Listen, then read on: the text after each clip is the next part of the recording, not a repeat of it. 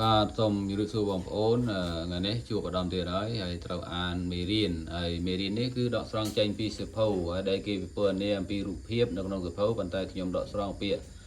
ខ្លះយកមកឲ្យកូនខ្ញុំអានអញ្ចឹងបើបងប្អូន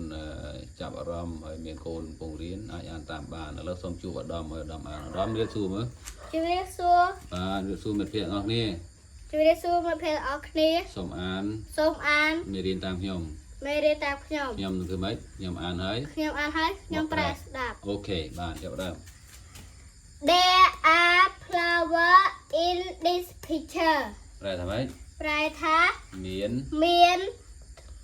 ផ្កាជាច្រើននៅក្នុងរូបភាពនេះទៀតក្រោមគឺធ្វើម៉េចសួរ Are there flower in this picture គេសួរថាម៉េចសួរសិនសួរថាតើមានផ្កាជាច្រើននៅក្នុងរូបភាពនេះទេឆ្លើយថាម៉េច Yes there are ប្រែថាម៉េចបាទមានអូខេទៀត Are there cups and saucers in this picture គេសួរថាម៉េចឆ្លើយសួរសិននោះឆ្លើយប្រែខ្មែរសិនមិនដឹងតើមានពេងហើយនឹងចានត្រូពេងនៅក្នុងរូបភាពនេះទេចម្លើយថាម៉េច No there are not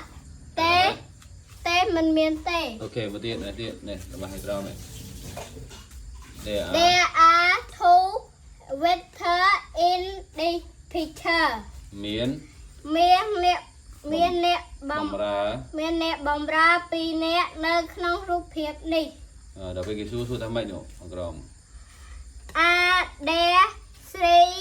waiters in this picture គេសួរថាប្រែខ្មែរគេប្រាប់តើមានអ្នកបម្រើ3នាក់នៅក្នុងរូបភាពនេះទេអូខេចម្លើយថាម៉េច No there are not three waiters there are two ប្រែថាម៉េចប្រែថាទេមានអ្នកបម្រើ3នាក់ទេមានប៉ុន្មានមាន2នាក់អូខេឥឡូវអរគុណច្រើនធ្វើបានល្អហ្នឹងហើយយ៉ាងសូមធ្វើម៉េចជម្រាបលាជូនពរបងប្អូនសុខភាពល្អបាយបាយ